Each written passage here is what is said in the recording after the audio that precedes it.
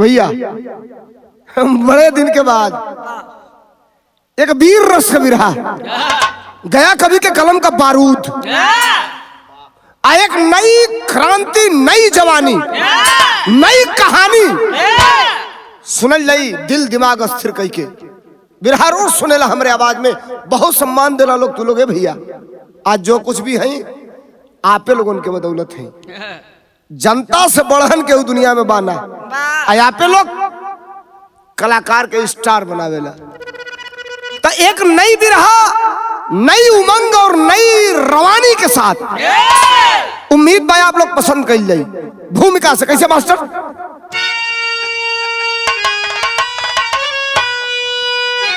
वतन का फरिश्ता तुझे है कसम, अरे मातृभूमि करे तो करे नाज किस पर, जब तुम्हारे हवाले वतन कर दिया अरे तब बताओ तुम ही ये सजे ताज किस पर।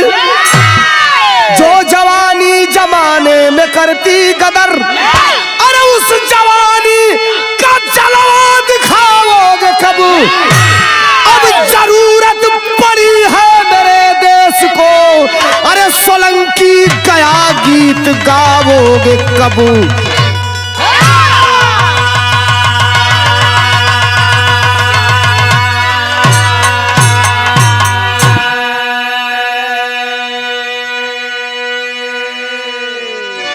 बारूद के गोला से जब कण निकलेला, सही सलामत अगर कहीं स्क्रीन पर लग जा, जीवन भर को दाग छोड़ के आवेला। वैसे ही बिरहा वीर रस को होला, अगर दिमाग में घुस गई, करेजा में घुस गई, तो फिर वो कलाकार का कलाकारी जनता के दिमाग में अमर हो जाले। अब जरूरत पड़ी है मेरे देश को, सोलंकी गया गीत गाओगे कब। क्या लिखा है गया कवि ने? वतन के वास्ते समर्पण की भावना जिस कवि के कलम से निकल जाए, उस कवि की कलम धन्य हो जाती है और गाने वाला तो महाधन्य हो जाता है। नई गजल हाँ बिरहा में आई हमारे आदत में हो, कवि जी के रूटीन में हो, आए बजावे वाला लोगन का करीब करीब चॉइस रहेला हमारा से। कौन गजल है मास्टर?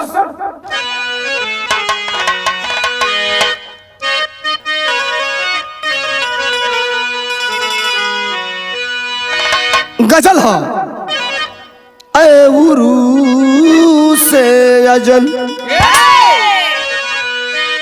ऐ उरू से अजल आ गए सब मगर, ऐ उरू से अजल आ गए सब मगर, ऐ उरू से नगर आ गए सब मगर, ऐ उरू से अजल आ गए सब मगर, ऐ उरू से अजल आ गए सब मगर। ओ ना आए मेरी रुखसती के लिए, ऐ उरू से अजल आ गए सब मगर। अरे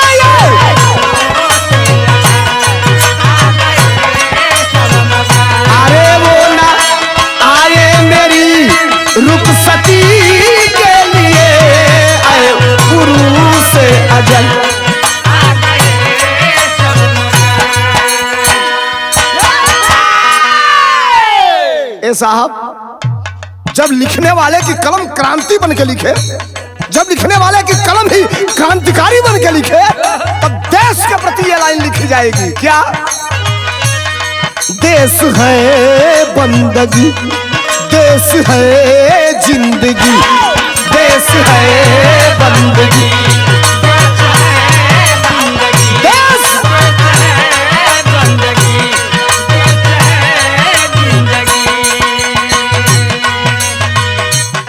देश है बंदगी, देश है जिंदगी, देश पर मरना मिटना है जन्मों जन्म देश है बंदगी, अरे देश है जिंदगी, देश है बंदगी, देश है जिंदगी।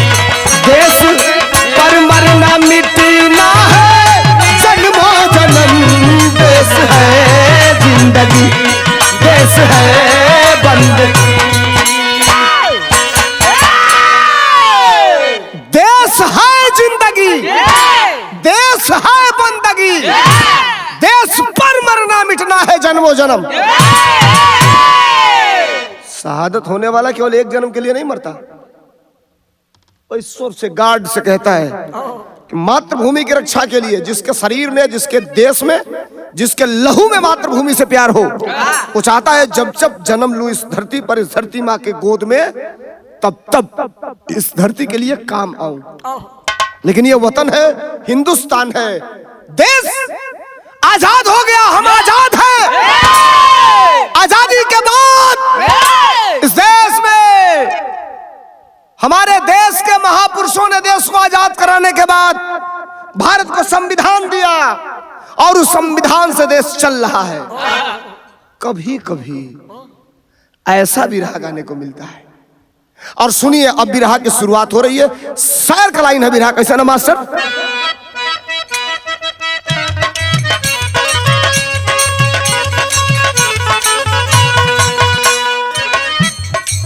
देश के सत्ताधारी देश है जवानों का, लिपा पोती न करो देश के किसानों का।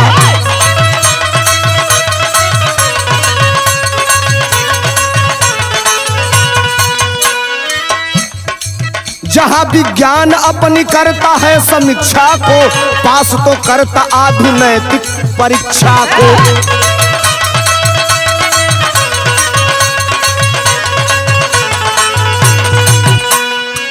जहां की सरहदों पर जवानी मचलती है, देश के वास्ते बारूद बन के जलती है।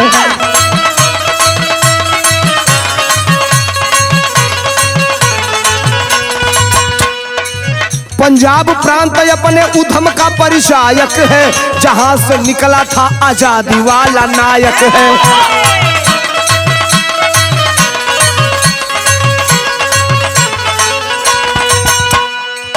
इसी पंजाब के शंकर सहदेव भाई थे, ग्राम खाडौस के सपूत वो बलदाई थे।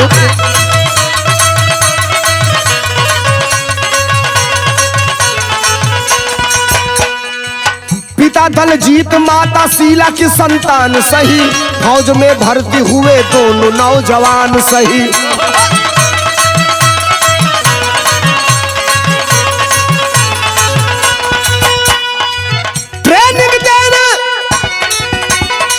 ट्रेनिंग देने जो कि राजकोट आए हैं तो भाई,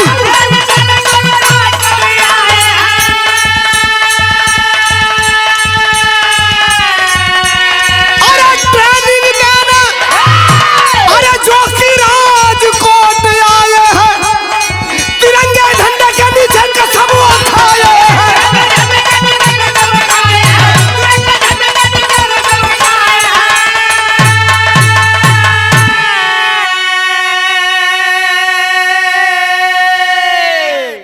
कहानी को समझिए, विरह ऐतिहासिक आपके बीच में पेश तो जरूर है, लेकिन मेरा प्रयास रहता है कि कभी आपको गफलत में न डालूं, जो चीज हो बिल्कुल साफ हो। पंजाब प्रांत के अंदर खंडौस गांव का नाम, बाप का नाम दलजीत, माई का नाम शीला, दुई बेटवा, बेटवन का नाम शंकर या सहदेव। जेहुआ रहला सा, जेहुआ मतलब जुड़वा। कुछ ही समय के अंतराल पे अगर दो बच्चा पैदा होते हैं, उन्हें जुड़वा कहा जाता है, अपने ही माँ के पेट से। समय धीरे धीरे बढ़ल, बाप का मनसा है, माई का मनसा है, बेटवा जितना खाई उतना खियाई, अरे जितना पढ़िया उतना पढ़ाई, लेकिन लइकन के फौजी बनाई। देखवा, होनहार बिरवान के होत चीकने पात, लइकन का मन भी फौजी बने के हा। समय सच्चे नियत से प्रगति के पथ पर ईमानदारी से अग्रसर है तो मंजिल आपको जरूर मिलेगी। अब लइका बेटा मेहनत करे लगला से हाई स्कूल पास कैला, इंटर पास कैला, संजोग देखा वांट निकलल, वांट निकलल तो दोनों भाई सथवे फार्म भरला, काल लेटर आइल, सथवे दोनों परीक्षा देवे गईला, परीक्षा दे के आइला, रिजल्ट आइल तो दोनों भाई फौज खातिर चयनित कलिहल गईला। अब अंजाम ई निकलल कि दोनों भाई भर्ती हो गए। आप लोग जानत हैं जब नौजवान जवान भर्ती होते हैं तो सबसे पहले उनको ट्रेनिंग के लिए बुलाया जाता है। दोनों भैया ट्रेनिंग में गए हवा। ट्रेनिंग पीरियड में डेली ट्रेनिंग करने के बाद शाम को जब इन लोगों को ट्रेनिंग से फुर्सत मिलता था तो अपना जो कैंप है ट्रेनिंग एरिया का उससे बाहर निकल के टहलने के लिए दोनों भाई साथ में ही जाते थे। और कुछ ही दूर 500 मीटर 800 मीटर जाने के बाद एक चाय की दुकान थी। डेली वहीं दुकान पे जाके चाय या जो कुछ भी अपने खाने पीने लायक चीज हो खाते थे। ट्रेनिंग भी 6 महीने की होती है। अब आप समझिए बात को। एक दिन के बाद दोनों भाई यानी शंकर सहदेव साथ में ही आते थे दुकान पे। एक आध 2 महीना बीता। एक दिन सहदेव का तबीयत खराब हो गई। शाम का अकेले शंकर आइल है, चाय की दुकान पे बैठा है और लगातार कई महीने से जब से ये दुकान पे आते हैं उसी दुकान पर डेली ये देखते हैं एक आदमी बैठा है, कुर्ता पैजामा पहना है, दाढ़ी रखा है, सर पे टोपी है, डेली उसी दुकान पे मिल जाता है और इन दोनों को वॉच करता रहता था। आज जब केवल शंकर आया है तो वो टोपी वाला वो कुर्ता वाला शंकर से सवाल करता है। सवाल का गलस बिरहा में तरज लाग गई। कौन तरज हमार सट?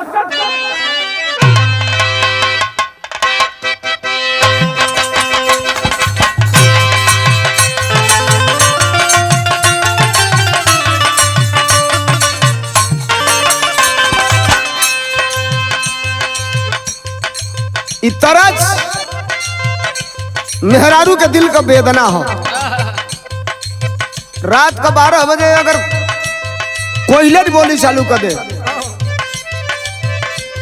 पपीहा बोलल चालू कर दे, अगर पुरवैया हवा बहुत होके आ सच में गौनहरी मेहरारू अगर उठ के बैठ जाओ तो करी करेजा के अंदर तीरे चुभेला। तरज हो का मास्टर? जब से पियावा हो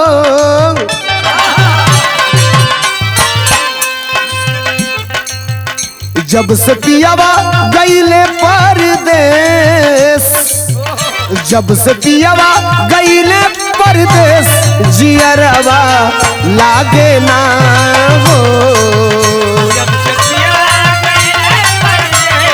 जियरवा लागे ना हो।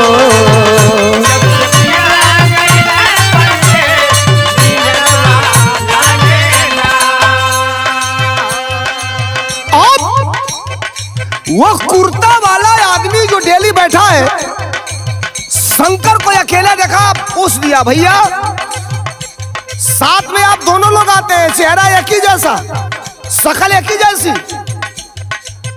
आज अकेले आए हो, कारण क्या है? वो आप दोनों हैं कौन?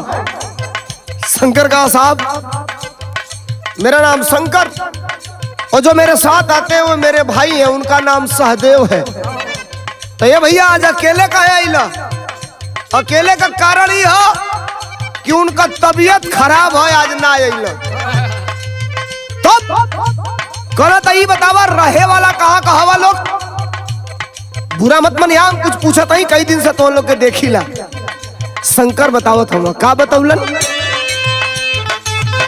हमके मिलल हो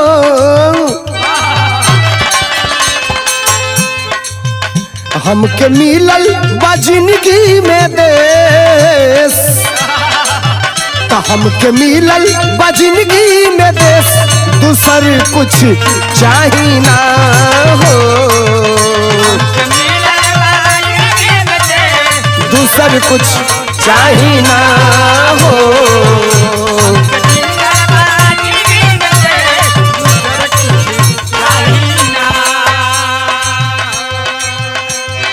वो पूछा पता और ये क्या बताने जा रहा है? कहा सुनिए, ये पूरा भारत हमारा है, ये भूमंडल पर जितने गांव हैं, जितने प्रदेश हैं, कश्मीर से कन्याकुमारी तक सब हमारा है, हर जगह का मैं रहने वाला हूं। इतना ही नहीं, सबसे सुंदर हो, सबसे सुंदर फौजिया का भेष, सबसे सुंदर फौजिया का भेष, दूसर कुछ चाही ना हो।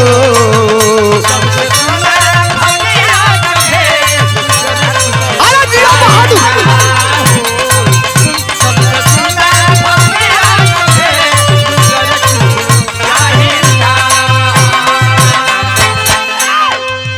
ये साहब बार बार उसके पूछने के बाद, अच्छा फौजी है, ट्रेनिंग पीरियड में है, अभी अंडर ट्रेनिंग है, हर बात किसी से बताना भी मना है, इन लोगों को बताया जाता है। लेकिन एक ही आदमी जब कई महीना से दिखाई दे रहा है, वो भी जहां बैठा है उसके बगल में पूछ दिया आप हो कौन? तो बतावत हो का बताओ? बट पंजाब अंदर हमरो मकनवा, शंकर सहदेव हम सागा बीरनवा।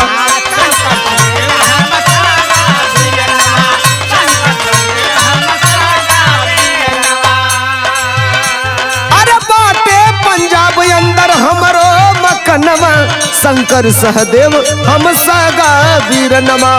तो तुहरे पूछले कका बाबू देश, तुहरे पूछले कका बाबू देश, दूसर कुछ चाही ना हो।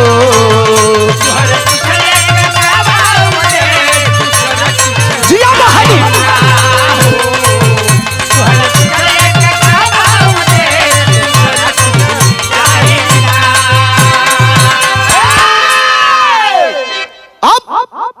ये शंकर उस टोपी वाले से बता रहा है कि पंजाब प्रांत के अंदर फला गांव के हम रहने वाले हैं। हम और जो हमारे साथ आते हैं वो हमारे सगे भाई हैं, हम लोग छोटे बड़े भाई हैं और जुड़वा है दोनों हम लोग। साहब आपने इतनी बात तो पूछ लिया, जानकारी ले लिया, लेकिन कोई खास मकसद है, किसी खास पॉइंट के लिए आप पूछ रहे हैं? कोई बात तो नहीं है? का नहीं, कोई बात नहीं है। कौन सा गांव बताया आप? तो फला गांव, अपने गांव का नाम बताता है। जो बताया त्यों कहा रे, वहां तो मैं गया हूं, मैं तो उस गांव के अगल बगल के भी 2-4 गांवों को जानता हूं। अब शंकर कहा कि आप वहां तक गए हैं, अगल बगल के गांव को भी जानते हैं, तो आखिरकार आप करते क्या हैं?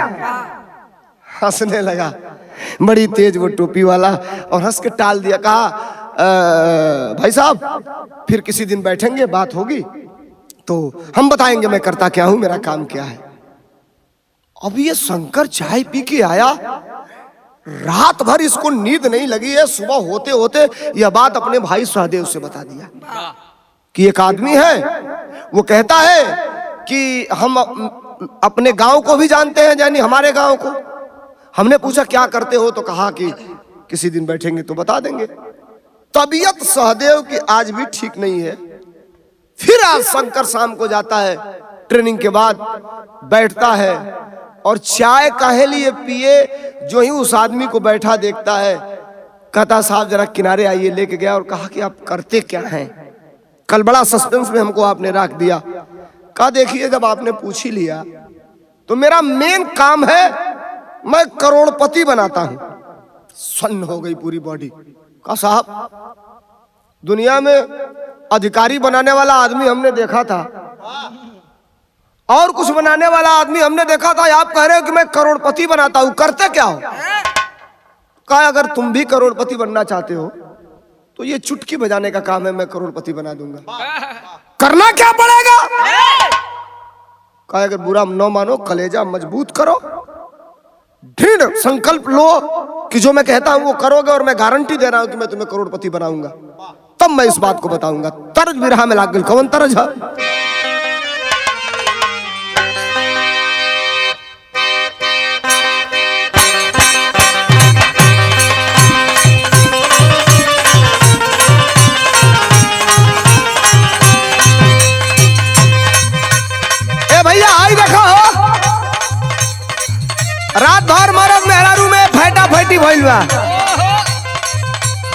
मेहरारू चाह दिया कि मर्द हमार मोहब्बत करो, लेकिन मर्द तो 48 डिग्री वाला लेके आइल बा। दिन सारा हो तो जब उतरल बा तो मेहरारू इस बारे में हाथ डलस, कहला से हमार हीरा सुना, हाँ हमार हीरा। तब मेहरुआ कहलस, का कहलस? अरे राउर ताजुल फिया बलम जान लेवा बाटे जी।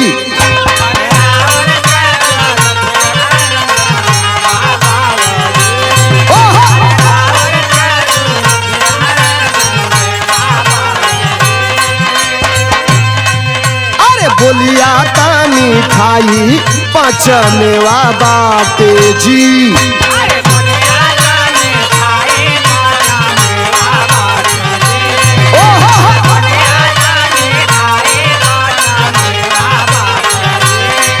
अरे राउर ताजुल फिया बलम जान लेवा बाटे जी। हाँ हाँ बोलिया तानी खाई पाँच मेवा बाटे जी।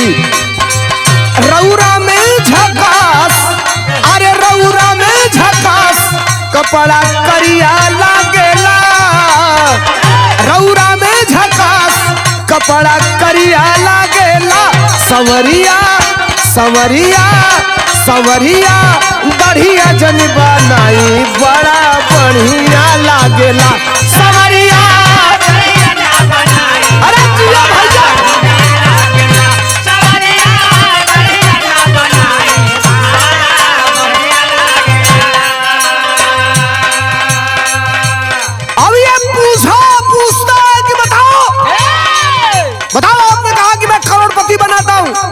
कैसे बनाते हो करोड़पति? रंगरूट है और रंगरूट बड़ी तेज होते हैं, बड़ा अंदर सर्कुलेशन बढ़ता रहता है ब्लड का उन लोगों का। हर बात के गर्म हो जाएंगे, सब ऊर्जा होती है ज्यादा। समझ गया कि ये कुछ गड़बड़ बात कर रहा है। कैसे बनाते हो करोड़पति का? देखो, अगर तुम्हारे दिमाग में कोई अदर बात है तो उसको निकाल देना कि तुम मेरा नुकसान नहीं कर पाओगे। मैं जो बात बताऊंगा, अगर 10 आदमी के सामने कहोगे कि मैंने ये कहा है तो मैं कह दूंगा कि मैं नहीं कहा। पूरा एकदम जालसाज टाइप का वो आदमी था। इसने कहा चलो बताओ तुम कैसे करोड़पति बनाते हो। कहा इसके एवज में तुमको जिस कैंप के अंदर, जिस बाउंड्री के अंदर तुम ट्रेनिंग करते हो, उसका मोबाइल से खींच के नक्शा और उस ऑफिस में जो कोई भी दस्तावेज मिले, अगर एक आध पन्ने का फोटो खींच करके मुझे प्रोवाइड करा दे रहे हो, जो प्रोवाइड कराए तो तुमको 1 से 2 मिनट लगेगा करोड़पति बनने में। एक कदम। इतनी बात कहने के बाद जो ही वो कुर्ता वाला पीछे हटाया, एक कदम ये चढ़ा और हाथ लगाना चाहता है उसके गिरेबान पर, तब तक कहा खबरदार, हमारे तुम्हारे बीच में कमिटमेंट ये नहीं है कि मैं बताऊंगा तो तुम मेरी गर्दन पकड़ोगे। कहा सुन, अरे हरामजादा, शायद तुमने गलत नंबर डायल कर लिया है। सुन, कितने लोग बना रहे हैं करोड़पति? कहा तुम भ्रम में हो, तुम्हारे जैसे कितने यहाँ आते हैं, 1 दिन 2 दिन 4 दिन के बाद टूट जाते हैं। कहा मैं वो नहीं हूं, मेरी बात सुनो। कहा बताऊ ना? अरे जलिया वाला बाग हमार देखल बाटे जी, हमारा देश का।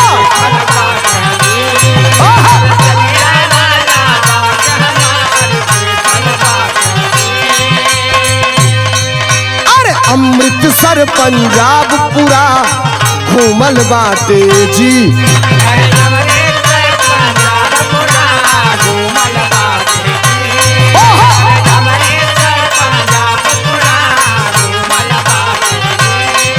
अरे जलिया वाला बाग हमार देखल बाटे जी।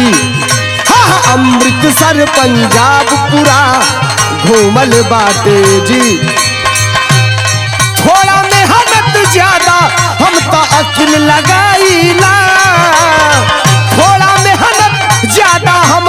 लकीर लगाईला सिपहिया सिपहिया सिपहिया बैठल बैठल एजा करोड़पति बनाईला सिपहिया बैठल बैठल एजा करोड़पति बनाईला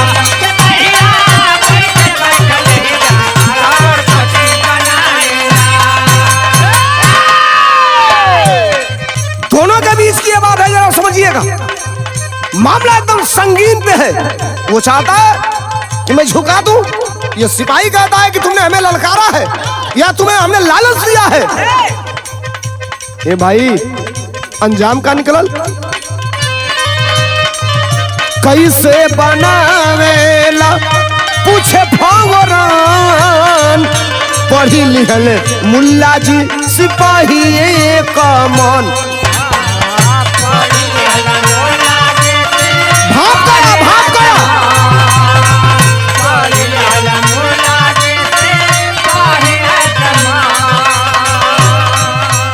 अब मुल्ला जी कहला सुना अरे फिर कबो इल्म बताई दे बहो बनल जो चाहब बनाई दे बहो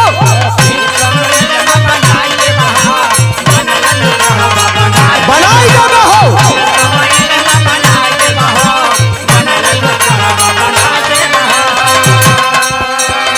चलना काम तो घर घवे हम रास्ता देखाइला चलना काम तो हर घवे हम रास्ता देखाइला सिपहिया सिपहिया सिपहिया बैठल बैठल हम तो करोड़पति बनाईला सिपहिया बैठल बैठल हम तो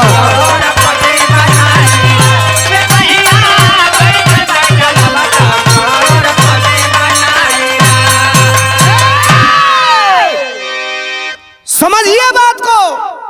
दोनों में डिस्कस हो चुका था और दोनों में तकरार भी हो चुकी थी। ये सिपाही वापस जाने वाला है, तब तक पीछे से वो मुल्ला बोला कि खबरदार, जो मैं कहा हूं एक बार हमारे बातों पर विचार कर लेना और लगे कि ये प्रस्ताव अच्छा है या पर अच्छा है तो हमें आवाज दे देना, हम जो कहे हैं उसको पूरा करके दिखाएंगे। तवले घूमल पलट के सिपाही अरे घूम के आई करा साला तेरी ऐसी की तैसी कचकचा था, दांत पीसा था। कहा खबरदार फिर मत हाथ लगाना, गलती मत करना। दांत पीस के फिर यह सिपाही उस कुर्ते वाले से कह रहा है कहा कहलस मास्टर बिना में तरद लग गई कैसे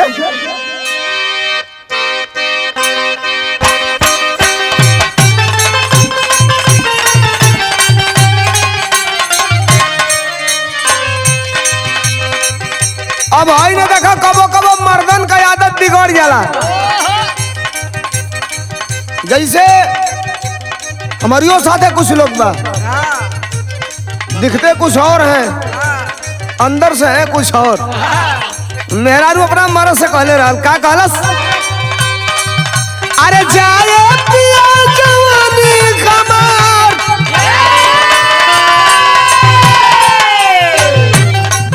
अरे जाए पिया जवानी खमार जराइए गइला ना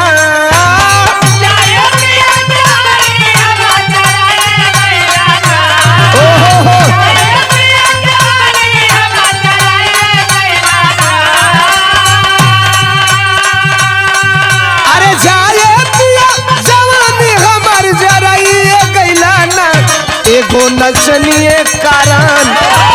नचनिए कारण कन्या के भुलाइए गइला ना एगो नचनिए कारण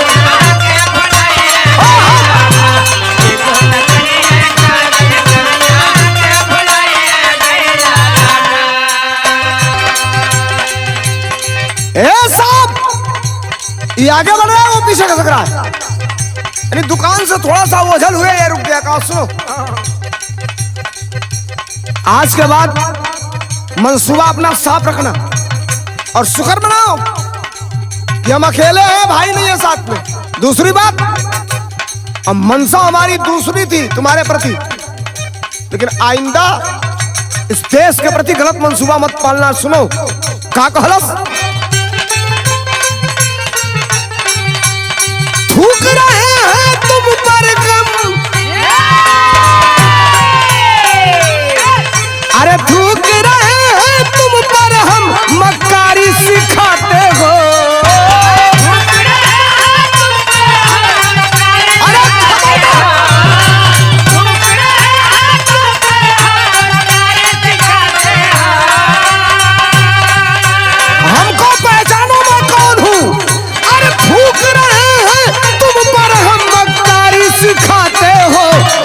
भारत के हैं फौजी, तुम गद्दारी सिखाते हो। हम भारत के हैं फौजी, तुम गद्दारी सिखाते हो। भारत के हैं फौजी, गद्दारी सिखाते हो। अब ये इधर वो उधर आता है भाई के पास, भाई से फिर बताता है कि भाई हमारी उस कुर्ते वाले से, टोपी वाले से यही बात हुई, विवाद भी हो गया। सदैव कहा कोई बात नहीं, खाना खाओ सो जाओ। मेस में गया, कैंटीन में खाना लाया, खाए सो गए। सहदेव को नींद नहीं आ रही, 12-1 बजा। वो दूसरा भाई फौजी उठ के बैठ गया और बैठ करके अपने दिमाग में सोच रहा है, देखिए मनवे तो कब डिस्टर्ब हो जाए, कहाँ चल रही है कि केहू नहीं खेजाना। कैसे मास्टर? अरे बीती जाई जिंदगी करत न करिया सारी रतिया, इहे सिपहिया सोचेला। और मनवाली करने को आतुर, हमिया के भरले लाखया तमारो केला। और नमक हरामी मत करना जिसका तुम खाते हो। नमक हरामी मत करना जिसका तुम खाते हो। आत्मा कह रहा है, आत्मा मत करना जिसका तुम खाते हो। अरे नमक हरामी मत करना जिसका तुम खाते हो। हम भारत के हैं फौजी, तुम गद्दारी सिखाते हो। हम भारत के हैं फौजी, तुम गद्दारी सिखाते हो। भारत के हैं फौजी, तुम गद्दारी सिखाते हो। सहदेव को नींद नहीं आ रही है। सुबह हुआ, तबीयत ठीक हो चुकी है, लेकिन ट्रेनिंग में नहीं जाता है। शंकर जाता है ट्रेनिंग में, सहदेव आराम कर रहा है। कैंप से बाहर निकला, डेली तो शाम को जाते थे दुकान पे दोनों भाई, आज ये दोपहर में ही दुकान पे चला गया। उसी कुर्ता वाले, दाढ़ी वाले, टोपी वाले को फिर देखा वहां बैठा था। शंकर के द्वारा सारी बातें जानकारी हो चुकी थी। सहदेव कुछ कहे तब तो वो कुछ कहे, लेकिन सहदेव स्वयं नमस्ते करता है और इशारा करता है बाहर चलने के लिए। लेकर के उस कुर्ता टोपी दाढ़ी वाले को किनारे जाता है। बात हुई कुछ आपस में, यही थोड़ा सा इस देश की हर एक मां, सुभाष चंद्र बोस, चंद्रशेखर आजाद, राम प्रसाद बिस्मिल, अशफाक उल्लाह खां, सरदार भगत सिंह पैदा करती है। लेकिन जब देश का कोई भी व्यक्ति थोड़ा सा माइनस पॉइंट सोचता है इस देश के लिए, लगता है कलेजा फट गया, खून पानी हो गया। क्या बात हुई, क्या नहीं हुई, बिरहा के टेरी में आइए ना। कवि ने लिख दिया उन दोनों के बीच में जो बात हुई थी। क्या थी मास्टर? अरे सरहद पे सौदेबाजी हो गई, अरे सरहद पे सौदेबाजी हो गई, देश का रखवाला पैसा पर भइले राजी। देश का रखवाला पैसा पर भइले राजी, सरहद पे सौदेबाजी हो गई। हमें फक्र है कि हम भारत में हैं, हम बिरहा ही गाते हैं, लेकिन कभी हम हिंदुस्तान के प्रति नकारात्मक सोच नहीं रख सकते। ये ढोलक ही बजाते हैं, ये कोरस ही करते हैं, ये बैंजो ही बजाते हैं, हारमोनियम बजाते हैं, लेकिन हम जब इनकलाब पैदा करना होगा तो जितना जुनून मेरे छाती में होगा उतना ही जुनून इस कोरस करने वाले के भी छाती में भारत के प्रति होगा। इसलिए कि हम मातृभूमि के रहने वाले, मातृभूमि पे जान देने वाले हैं। बाहर रुपया, वो टोपी वाला, कुर्ता वाला, दाढ़ी वाला राजी कलिहलस देश के साथ गद्दारी करे खातिर। अजब राजी कलिहलस भैया के दूसरका भैया सहदेव के सुनिया लोग। अजब राजी हो गए तब कभी जी बिरहा में तर्ज लिख देला। का लिखल मास्टर?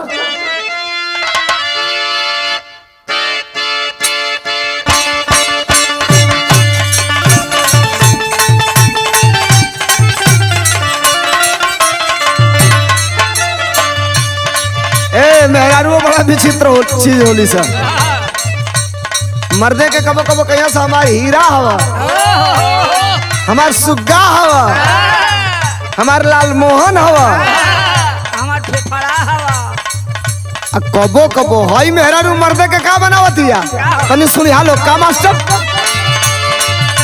बनी जा लिपस्टिक हमारे ओठवा के राजा जी,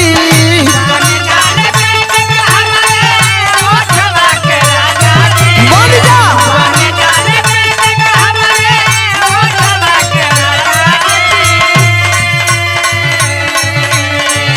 बनी जा लिपस्टिक हमारे ओठवा के राजा जी। अरे सुसत रहबू होले होले आई बड़ा माजा जी, सुसत रहबू होले होले आई बड़ा माजा जी।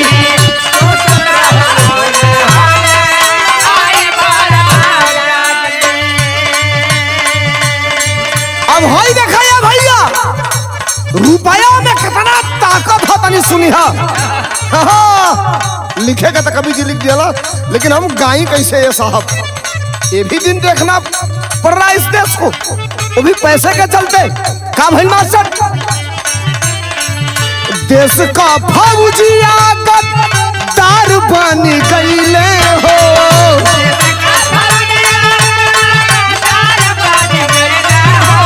जिया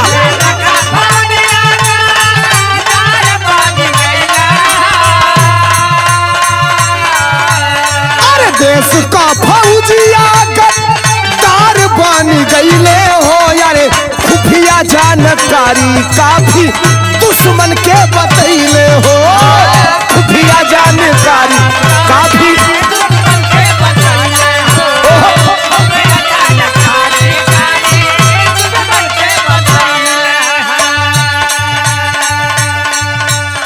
थोड़ा सा बिल्कुल कहानी को स्पष्ट समझिए, बात सीरियस होती चली जा रही है। एक भाई जिस भाई से काफी डिस्कस हुआ था वो वतन के प्रति वफादार है, दूसरा भाई जो सहदेव है उसकी ट्यूनिंग हो गई उस कुर्ते वाले से, और तबले ये दोनों भाई का 6 महीना का ट्रेनिंग पूरा हो गई। और ट्रेनिंग पूरा भाई घरे आई ना, टेलीफोनिक बातचीत सहदेव से होती थी, ये बात बाद में पता चला। संजोग देखिए दोनों भाइयों का एक ही साथ एक ही जगह पोस्टिंग हो गई। पहली पोस्टिंग रंगरूटों की पहली पोस्टिंग संवेदनशील इलाके में ही होती है, बॉर्डर पे पोस्टिंग है। और दोनों भाइयों की पोस्टिंग है चाहे जिस भी कैंप में वो है, जिस भी ऑफिस में वो है, ड्यूटी करके आते हैं, अंदर कार्यालय है, ऑफिस है, स्टोर रूम है, भारत का नक्शा है, कुछ खूबियां बातें हैं। दूसरे नंबर का भाई सहदेव मोबाइल में धीरे धीरे धीरे धीरे रिकॉर्ड करता है और पास करता है। अब तय ये हुआ था कि अगर आप हमें भारत की खुफिया जानकारी प्रोवाइड कराएंगे, बदले में मैं आपको करोड़पति बनाऊंगा। पैसे का आदान प्रदान तीसरे आदमी के द्वारा पैसा एक्सेप्ट कर लिया जाता है। लेकिन ए भैया ये धरती पर लोग पहला प्रकृति भी ये बात का गवाही दे ले। का गवाही दे ले? चोरी हत्या पाप के हूँ कबले छिपाई हो,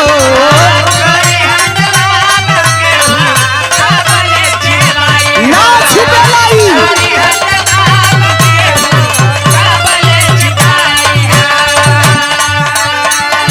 एक दिन रंगे हाथे, एक दिन रंगे हाथे गईले पकड़ाई हो,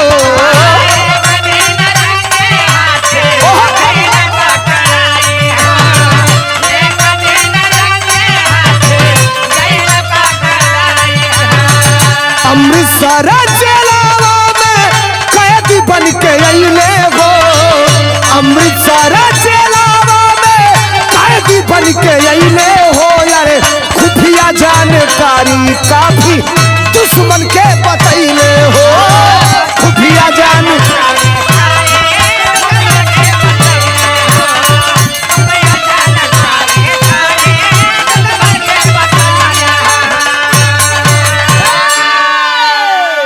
ए भैया आइए कहानी पर विराम और कहां ले रहा दिमाग में अस्थिर रहे के चाहिए। खुफिया जानकारी जो उस कुर्ते वाले को ये प्रोवाइड कराता था सहदेव, इसकी जानकारी धीरे धीरे धीरे धीरे धीरे भारत के खुफिया विभाग को, इंटेलिजेंट विभाग को पता चल गई कि कुछ हमारे देश के, हमारे फौज के कार्यालयों की या फौज के गोपनीय दस्तावेजों की या फौज के अंदर जो सीक्रेट चीजें हैं उसकी जानकारी दुश्मनों तक कैसे पहुंच रही है। अगर पहुंच रही है तो कहीं ना कहीं अपना ही कोई आदमी उसमें शामिल है। अभी आप पेपर पढ़े होंगे एक साल पहले, जो आज मैं बिरहा गा रहा हूं, ये 2023 से बिरहा तो कई साल तक रहेगा यूट्यूब पे। एक साल ही पहले कई पेपरों में आया था, सोशल मीडिया पर भी मैं देखा था, कई फौजी जो फौज में भारत के हैं और पाकिस्तान को खुफिया जानकारी उपलब्ध कराए हैं। फिर आप कहेंगे कि ये धर्मेंद्र सोलंकी राजनीति कर रहा है। संजोग से वो किस जमात से आते हैं इस बिरहा में मैं नहीं बताने वाला। इसी देश में हमसे सबूत मांगा जा रहा था एनआरसी एनपीए के तहत कि हम देश के रहने वाले हैं कि नहीं है, हमारे पूर्वजों की शरीर इस मिट्टी में दफन है। जो आदमी तड़ीपार हो गया हो वो हमसे सबूत मांगेगा। छोड़ दीजिए इस बात को, कहीं इसको विषयांतर नहीं करना चाहता बिरहा को। जानकारी, देश की खुफिया जानकारी विदेश जा रही है, दूसरे देश को जा रही है। अब भारत के जो रा विभाग, खुफिया विभाग के लोग थे वो इसके पीछे पड़ गए कि पता लगाइए। डिफेंस मंत्रालय, होम मिनिस्ट्री यानी गृह मंत्रालय से भी ये आदेश हुआ कि ये चीज साफ होनी चाहिए कि आखिर कहां से सूचनाएं लीक हो रही हैं। तो 3 छिपाए ना छिपे चोरी हत्या एक न एक दिन गिरफ्त में जरूर आई बाया। पता लगावत लगावत भारत के खुफिया विभाग को पता लग गया सहदेव नाव का व्यक्ति सिपाही है जो खुफिया जानकारी उपलब्ध करा रहा है। और एक दिन पुलिस का हाथ उसके गिरेबान तक आ गया, पकड़ लिया गया और पकड़ के अमृतसर के जेल में बंद कर दिया गया, बंदी बना दिया गया। पकड़ लिया गया है खुफिया जानकारी लीक करते हुए। अब तनी देखा हो, शंकर ड्यूटी तो कर था लेकिन ताना सुने के मिला था शंकर के। मने नहीं लगत खून का भाई, सहोदर भाई एके उधर से पैदा भइल। एक भैया वतन खातिर अपन जान देवे के तैयार है, दूसरा भाई वतन के साथ गद्दारी करके पकड़ाइल है, जेल में बंद है। कुछ दिन का समय बीता है 2 साल। जेल के कर्मी कुछ गद्दार हुए। किस जेल के? अमृतसर जेल के। बीता है 2 साल, जेल के कर्मी कुछ गद्दार हुए। आज छपी खबर अखबारों में है, कैदी 7 फरार हुए। एक दिन खबर छप गई पेपर में, उसी जेल से 7 कैदी फरार हो गए। अच्छा, वो फरार भी बिना जेल के अंदर लोगों से मिले हुए नहीं हो सकते। अब ये खबर छप गई, अफरा तफरी मच गई। टीम बनाकर खोज रही थी फौज मेरी चप्पा चप्पा। अरे मिल जाए गद्दार अगर तो धो दूं माथे का धब्बा। समझिए माजरा क्या था। 7 जो कैदी फरार हुए थे उसमें सहदेव भी फरार हुआ था। और जो टीम बनी उन लोगों को ढूंढने के लिए, उस टीम में शंकर उसका भाई भी शामिल था। मन में था कि अगर मिल जाएगा तो भले ही अपना खून है, मिला तो सारी की सारी गोलियां उसके सीने में उतारूंगा। तब तक एक झाड़ी के अंदर से आई आवाज अचानक है, अरे टूट पड़े फौजी, मेरे संगी ने तली भयानक है। ढूंढ रहे हैं फौजी, जहां थोड़ी सी जानकारी मिल रही कि यहाँ है, उस झाड़ियों में जा रहे हैं, तब तक एक जगह एक झाड़ी से कुछ हलचल आ रही है। अंधेरा हो गया है, फौजी अपना लेजर लाइट टार्च लेकर के ढूंढ रहे हैं, तब तक एक झाड़ी में हलचल हुई, और हलचल हुई लेकर के बंदूक उस झाड़ी पे ऊपर। फौजियों की भौहें तनी हुई है, हलचल का इंतजार कर रहे हैं, अगर कुछ हलचल हो तो गोलियां इधर से निकले। पकड़ना जिंदा था, अगर जिंदा पकड़ जाएगा तो कुछ जानकारी उपलब्ध हो जाएगी। बिरहा में तरज लागल, कौन तरज है मास्टर?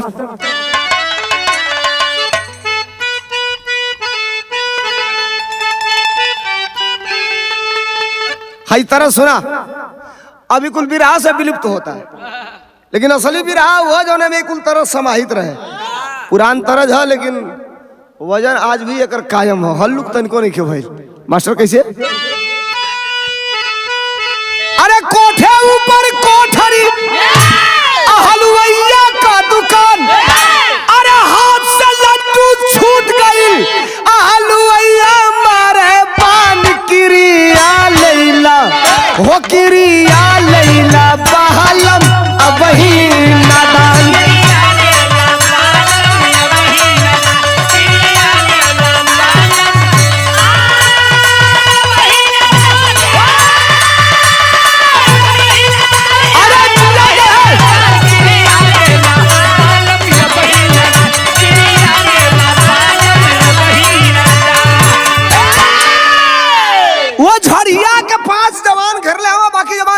निशाना लगौले हम, तब तक कुछ हलचल हुई, खुड़कुड़ाहट की आवाज आई, और जो ही आवाज आई शंकर, वो शंकर जो सहदेव का भाई था, वो शंकर जो ही आवाज देखा,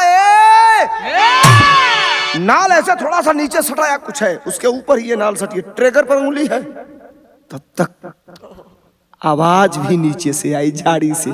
क्या आवाज आई?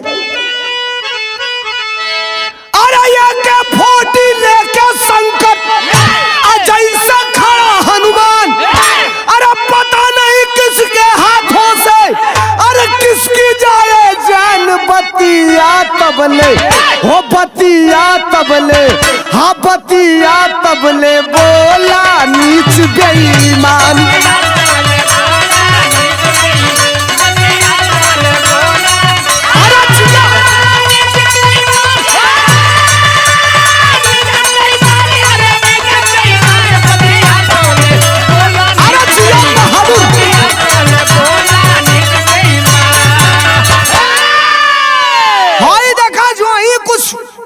शंकर भाई तोले नलवा सटा दियलस के शंकर, जो ही नलवा सटाउलस तोले नीचे से आवाज आवता, शंकर का खबरदार, तुम कोई भी हो, तुम गद्दार हो, और शंकर की बंदूक तुम्हारे सीने को छेद के इस पार से उस पार उसकी गोलियां होने के लिए बेताब है।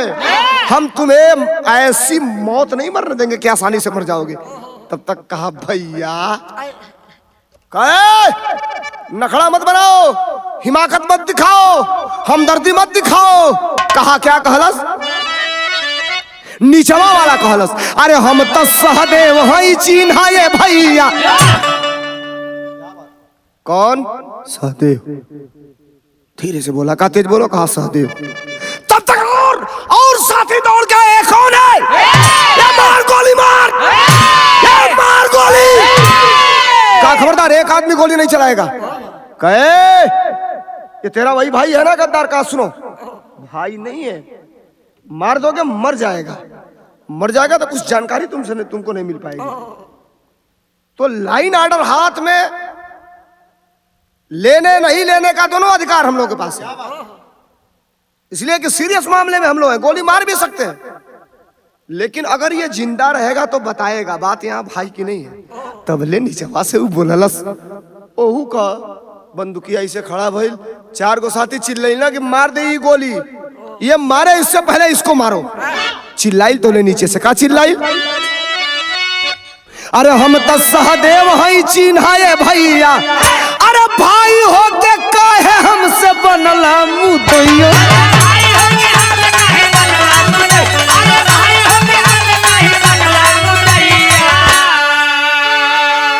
अरे शंकर कलश, अरे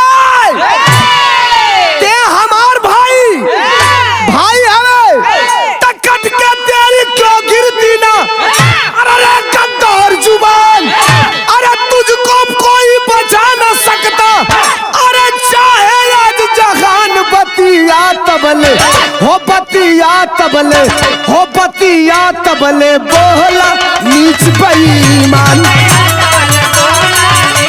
चलो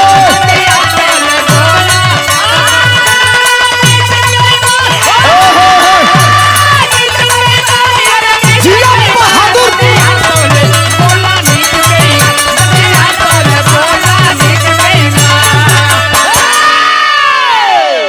नीचे से कहा शंकर मेरे भाई खबरदार, तेरी जबान कट के गिर क्यों नहीं जा रही है? मैं वो भी तेरा भाई। माँ को गाली मत दो। और सबसे बड़ी बात तो इस मातृभूमि के साथ तूने जो गद्दारी किया है, तेरी सजा केवल सजाए मौत है। और अब तो दुनिया की कोई ताकत तुझे बचा नहीं सकती रे गद्दार। तू गद्दार है। फौज के और लोग तमाशा देख रहे हैं। अकेला या शंकर भारी पड़ रहा है उस सहदेव पर। अब तबले ए भैया अचानक वही आमने सामने के द्वंद में एक घटना घट गई। क्या घटना घटल? बिरहा में पहपट लगल। कैसे मास्टर? अरे डबल टाइगर, अरे डबल टाइगर चूकल ना निशानावा जनावा ले लिहल। अरे डबल टाइगर, अरे चूकल ना निशानावा जनावा ले लिहल। अब मातृभूमि के रहले जे दुश्मनवा जनावा ले लिहल।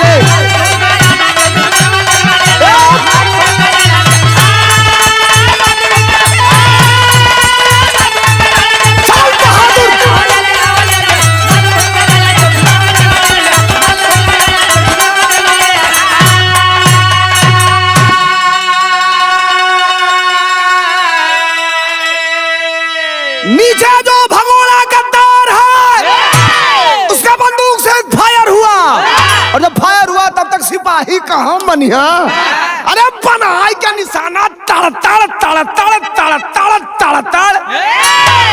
कई गोली वही झाड़ी के अंदर लेटल बॉडी पर। अंजाम का निकलल मास्टर। अरे चारों ओर से घेर सिपाही, अरे कैले 20 फायर हो। अरे लेकिन शंकर के कंधा में ए भैया गोली मारा कायर हो। अरे अस्पताल में लेके भागे जवानवा जनवा ले लिहले। अब फौरन भैले फौजी से नितनवा जनवा ले लिहले।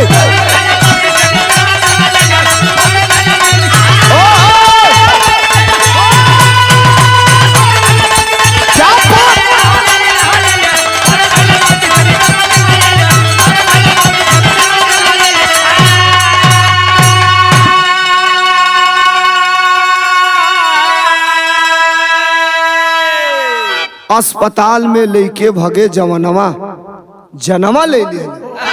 अब फौरन भाई ले फौजी के निधनवा जनवा ले लिए।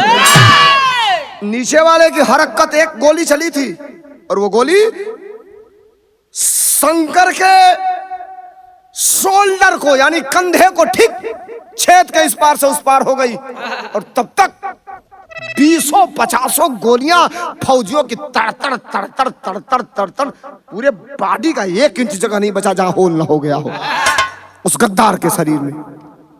वो तो मर गया, उसको घसीट के बाहर निकाले, देखे कि अब तो शंकर के कंधे से लगातार ब्लड निकल रहा है। एक जवान टोपी निकाला, ऐसे लगाया, एक जवान अपना बेल्ट खोल दिया, ऐसे शोल्डर पे लगा के कसा, लादे जिप्सी में एक मृत गद्दार को और एक तरफ जिंदा फौजी को जिसके कंधे में गोली लगी है, हॉस्पिटल लेकर के आए। तत्काल इमरजेंसी वार्ड में उस शंकर फौजी के कंधे से गोली या जो कुछ भी फंसी हुई थी निकाला गया, बैंडेज किया गया और एक तरफ ये मृत डेड बॉडी वहां रखी गई। संजोग देखिए, इसी को संजोग कहते हैं। 2 भाई, सगे मां के दोनों बेटे, एक देश मातृभूमि के लिए गोली खा करके देशभक्त की तरह सीना तान के खड़ा है। गोली लगी है लेकिन तो भी कलेजा आगे करके वतन के लिए बिल्कुल खड़ा बैठा है। और एक गद्दार बना तो उसका हस यहां से लेके यहां तक केवल सुराख ही सुराख है। और यही होना चाहिए। मातृभूमि के साथ गद्दारी करने वालों को ऊपर से नीचे तक एक एक गोली मारनी चाहिए कि इतनी गोली मारनी चाहिए कि शायद कभी उसकी आत्मा भी गद्दारी करने के लिए न सोचे, चाहे किसी भी क्षेत्र से हो, इस देश का रहने वाला अगर हो तो गद्दारी करे तो। अब खबर अखबार में फैलल, चारों तरफ अगर खबर फैलल है, यो खबरिया फैलल कि एक भाई फौजी के द्वारा गद्दार भाई को गोली मारी गई। हालांकि दोनों फौजी थे, एक गद्दार हो गया।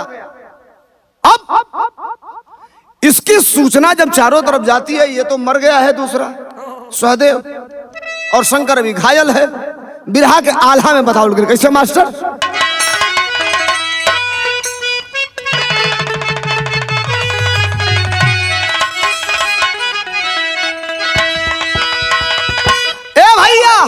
देखा कितना बड़ा लाइन गया, कभी लिख दिया का मास्टर? अरे तो देश में जन्म लेके ए दादा देश सजे भूत सवा का पूजा। शंकर के जख्म पे बैंडेज है और सहदेव मर चुका है, लाश मोर्चरी में रखी गई है। पता निकाला गया तो पता चला कि फला गांव का फला जगह का रहने वाला ये फला व्यक्ति है, नाम फला है। उस जनपद के डीएम को, शंकर या सहदेव के जनपद के डिस्ट्रिक्ट मजिस्ट्रेट को इसकी सूचना आई। इसलिए आई कि उसके गार्जियन तक ये सूचना जाए और उसके परिवार के लोग इसके डेड बॉडी को लें। ये भैया लंगड़ भाई बेटा होई, लंगड़ लूल, पोलियो मरले होई, फालिस मरले होई, अगर मर गई बा वतन खातिर मरल बा, तब बाप कंधा पर वो बेटा का लाश लेके इनकलाब जिंदाबाद करते हुए जाएगा शान से। कितनो बलवान आदमी हुई, अगर देश के साथ गद्दारी कैले रही तब भाई बाप वो लसिया के छुईहा भैया करे जवाब पाथर रख के कहिया कि आज मरल इतना दिन जी गई, बहुत बड़न बात बा, के पैदा होते मर जाए के चाहिए। डिस्ट्रिक्ट मजिस्ट्रेट के द्वारा अधिकारी आते हैं दरवाजे पर और सहदेव के माँ बाप से बात करते हैं कि आप तैयार हो, अगर लिख के दे तो वो डेड बॉडी मंगाई जाएगी। लेकिन माँ और बाप खड़ा होते हैं और सीना ठोक के वो बाप कहता है कि आप क्या समझते हो, हमारी ममता, हमारे अंदर का जो जुनून, हमारा ब्लड, ये गवाही दे देगा कि हम उसकी लाश को लाएं? वो भी गद्दार, वो भी देश का गद्दार। इनकार करते हैं। और क्या किया मास्टर? बिरहा में सदर लगल कैसे?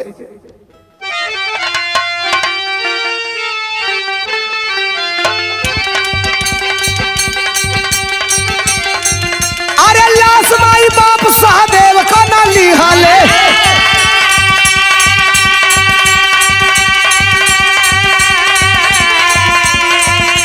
केहू के ना पैदा होके ऐसा न सनता।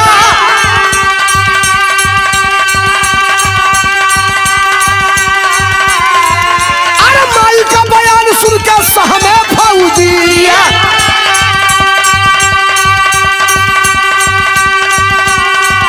अरे कोखिया हमार दादी कैला सब बेईमान।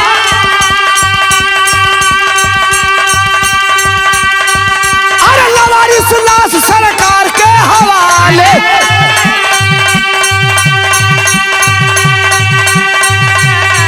अरे अंतिम संस्कार खाती आसमासा।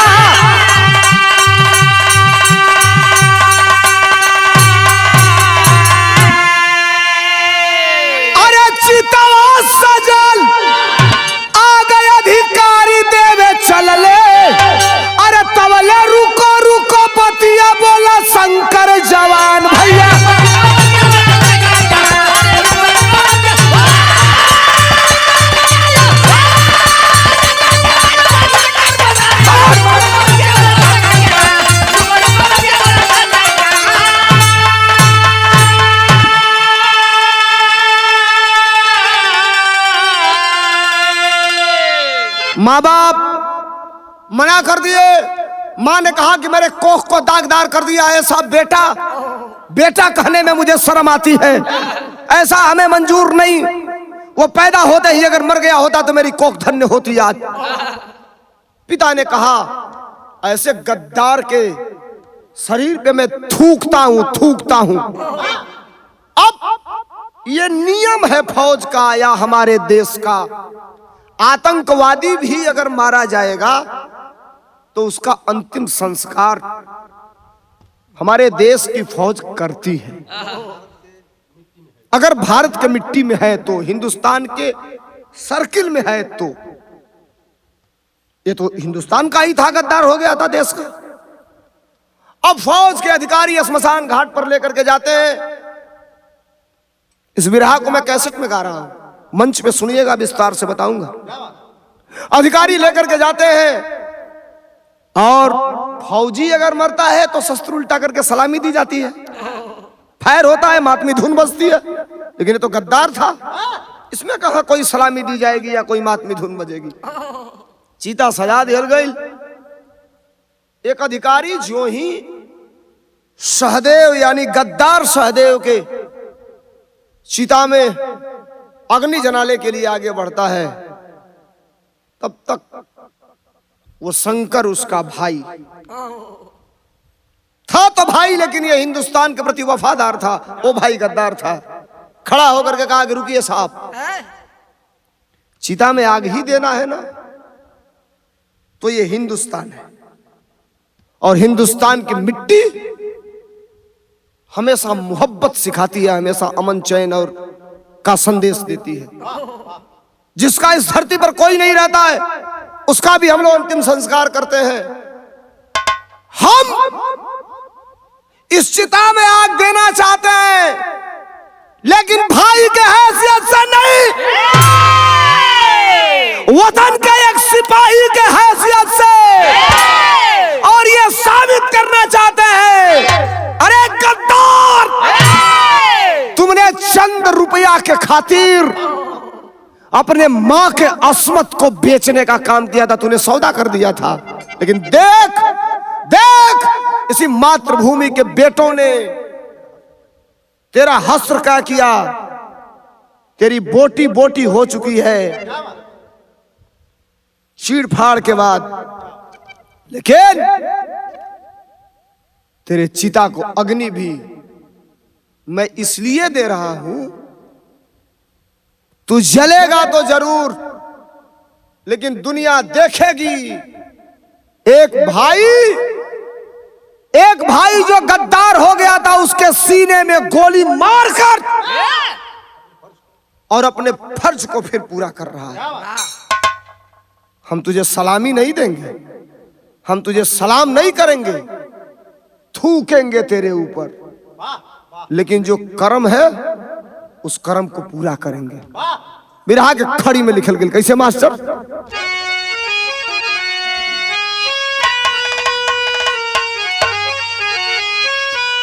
अधिकारी ऐसे लिया है हाथ में, वो लकड़ी जल रही है जिससे चिता में आग दी जाती है। जा करके यह शंकर कलाई पकड़ा और पकड़ के कहा, साहब अगर आपको थोड़ा सा भी शंका हो तो मैं हट जा रहा हूं, किसी आप मुगालते में मत रहिएगा, मैं वतन का 24 कैरेट का वफादार आदमी हूं। ये गद्दार था, मैं थूक रहा हूं इसके चिता पर, लेकिन साहब एक काम मुझे करने दीजिए। क्या बोल रहा? अरे नहीं देखे खातिर हमारा झूठल भागिया, ताम के देवे साहब जी चिता में अगिया।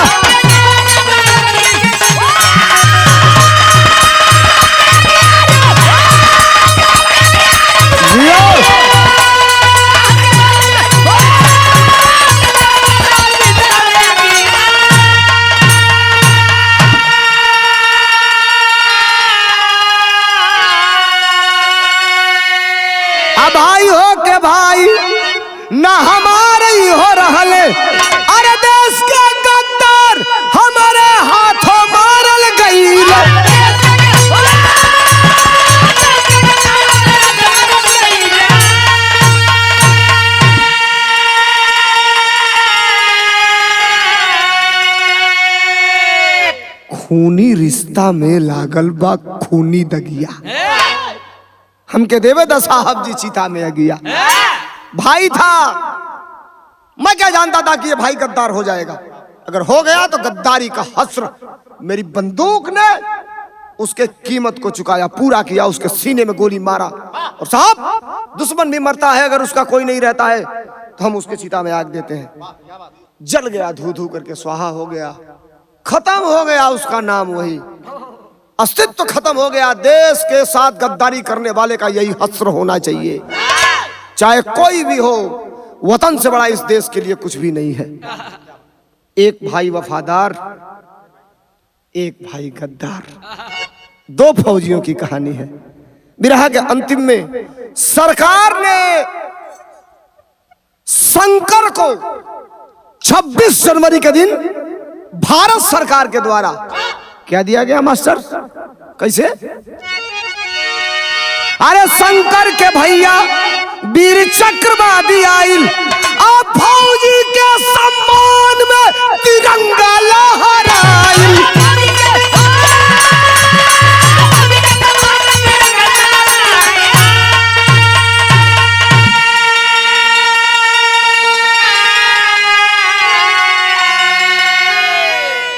देखिए ना, एक भाई मरा तो दुनिया उस पे थूक रही थी, और एक भाई शोल्डर में, कंधे में गोली खाने के बावजूद भी भारत के द्वारा, सरकार के द्वारा सम्मानित किया जाता है, जवानों के द्वारा सैल्यूट किया जाता है। सम्मान बड़ा एक भाई का, संतुष्टि है कि कुछ भी हुआ लेकिन वतन के खातिर हम अपने फर्ज को पूरा किए।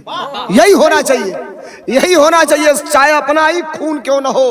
अगर वतन के साथ गद्दारी करता है तो उस गद्दारी का हस्र उसके सीने में बंदूक की सारी गोलियां उतार के पूरा होना चाहिए, और यही किया एक भाई ने। बिरहा हमार खत्म भइल, अंतिम लाइन का बात है का मास्टर? गुरु बिहारी गुरु गणेश गुरु रामलाल मोर बाका, स्वर्ग बसे चंद्रिका कवि बच्चन का विजय पताका। सरहद पे सौदेबाजी हो गई, सरहद पे सौदेबाजी हो गई। अरे सोलंकी गया कवि के काके हुआ अंदाजी, सरहद पे सौदेबाजी हो गई।